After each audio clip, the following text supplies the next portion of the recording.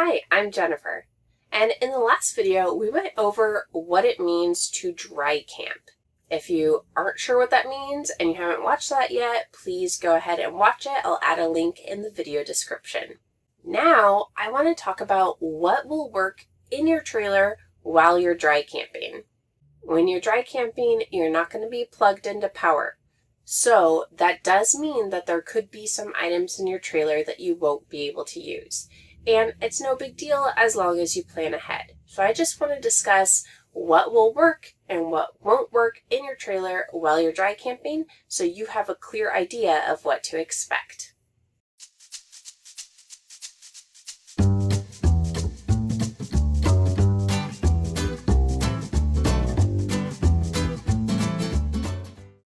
Okay, so what will work in your trailer while you're dry camping? In general, anything that runs off your battery is going to work while you're dry camping. So anything that runs on the 12-volt system, which means that it can be powered off of your battery. Things like the standard household outlets require shore power and they would not work. In addition to that, anything powered by propane would work while you're dry camping. Now we'll kind of go over the items one by one just to make it a little bit more clear. So your lights are on the 12-volt system and powered by the battery, so those will work while you're dry camping. USB outlets. For the most part, USB outlets should also be on the 12-volt system, and so they will work off of the battery and be available for dry camping. In our trailer, the one exception to this is there is a pop-up tower on the front bed, and that pop-up tower has standard household outlets and it has some USBs on it. But that entire tower is plugged into a standard household outlet. So nothing on that will work unless you can power that outlet. But in general, your USB outlets should work while you're dry camping. In our trailer, our TV, which also powers our outside speakers, all of that works off the battery because we have a 12-volt TV. So if you also have a 12-volt TV, then that will work off-grid, that will work while you're dry camping. The furnace, so your heater, that is something that will work while you're dry camping. That primarily runs on propane, so as long as you have propane, you'll be good. The ceiling fans, in our trailer we have one in the front area and then one in the bathroom. Both of those ceiling fans run off of the battery, so those will work while you're dry camping. The water pump, that will work off of the battery, so that will work while you're dry camping. The water heater has two different options. You can heat it with gas or electric. The gas option will work while you're dry camping because that's going to rely on your propane. Your stove will work while you're dry camping because that works off of your propane. Your fridge will work while you're dry camping. There are two different types of fridges. If you have the 12-volt fridge, that will run off of your battery, so that will work while you're dry camping. If you have the two-way fridge, then that will work while you're dry camping, but you'll want to make sure that you have it switched to use propane. So that could either use electric or propane. And while you're dry camping, you'll want to use the gas. You'll want to use propane because otherwise it requires 110 power. The awning and the awning light, so your powered awning, that will work off the battery, so you'll be able to use that while you're dry camping, no problem. The power tongue jack at the front of the trailer, that will work off the battery, so you'll be able to use the power tongue jack while you're dry camping.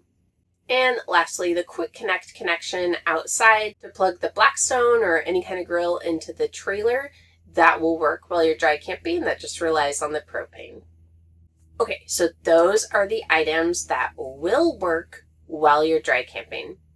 Now, real fast, let's talk about what won't work while you're dry camping. We did mention this earlier, but standard household outlets. So those are powered with shore power, they're 110. Those will not work while you're dry camping. The microwave won't work while you're dry camping. That requires one of those standard household outlets, and therefore the microwave will not work while you're dry camping. The air conditioning won't work while you're dry camping. The air conditioning takes a lot of power and also requires shore power, so the air conditioning won't work while you're dry camping. The water heater with electric won't work. Like we said earlier, the gas option, that will work. That is what you'll want to use to heat up your water when you're dry camping. The electric option won't work. Okay, so next, let's talk about solar. How does solar help with all of this?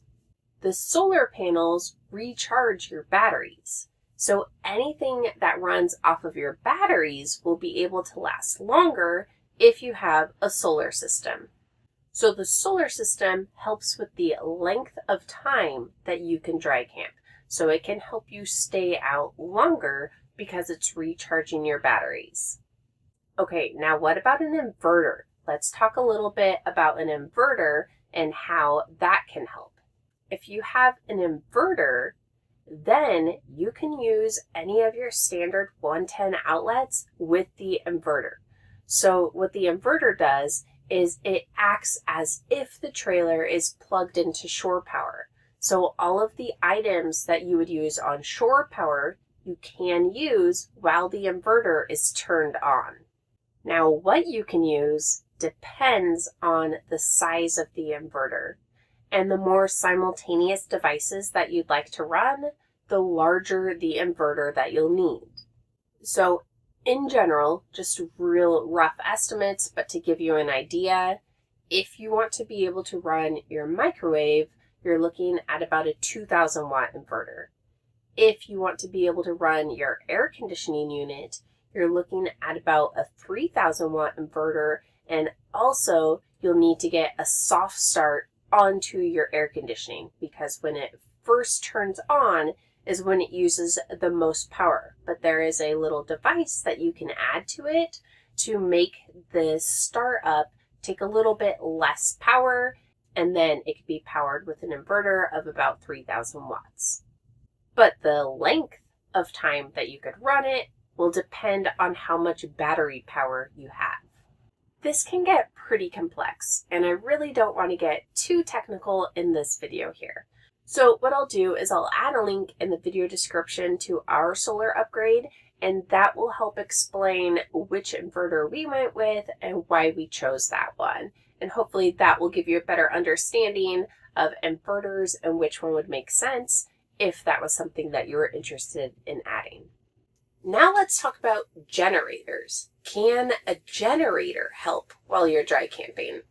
Now, we don't have a generator. Because of our solar upgrades, we don't have any power issues, and so we've never purchased a generator, so we haven't actually used one before. But yes, a generator can help you recharge your batteries, and it also allows you to use your 110 devices while it's plugged in. While the generator is plugged in, similar to if you're using an inverter, it's making your trailer act as if it's plugged into shore power. And similar to the inverter, the size of the generator will help determine what devices and how many devices that you could run. But while it's plugged in, the trailer will act like it's on shore power. And then just real fast, another thing worth mentioning about generators is one of the reasons why we wanted to go the solar route instead of getting a generator is because there are some limitations to generators. So they are loud, so it's something that you might not enjoy having on all the time. But also, campgrounds normally have some restrictions. There's normally certain hours that you're allowed to run a generator. And sometimes it'll be like most of the day, like 8 a.m. to 8 p.m. Other places we've been, I've seen that there's like 5 hours throughout the day. There's like 2 hours in the morning, 1 hour in the afternoon, and then 2 hours in the evening. And you're not really supposed to run the generator any other times. So there's just some restrictions that you have to pay attention to if you're planning to use a generator. So battery power is the key to successful dry camping. When we did our solar upgrade, we knew how important it was to have enough batteries. And so we made sure that we had a large enough battery bank that we could comfortably camp for an extended weekend, so like 3 nights. Even if they didn't get recharged at all, We knew the battery bank was large enough that we'd be able to camp for a long weekend and not have to worry about it whatsoever. So when the solar panels recharge our batteries, that's just a bonus, and it's great to have that system, but it's not something that we rely on. If you're interested in the specifics of how long we can comfortably dry camp, both before our solar upgrade, after the solar upgrade, and then also how we deal with our tanks, we will be releasing that in the next video, so please subscribe to stay updated. Thanks and happy camping!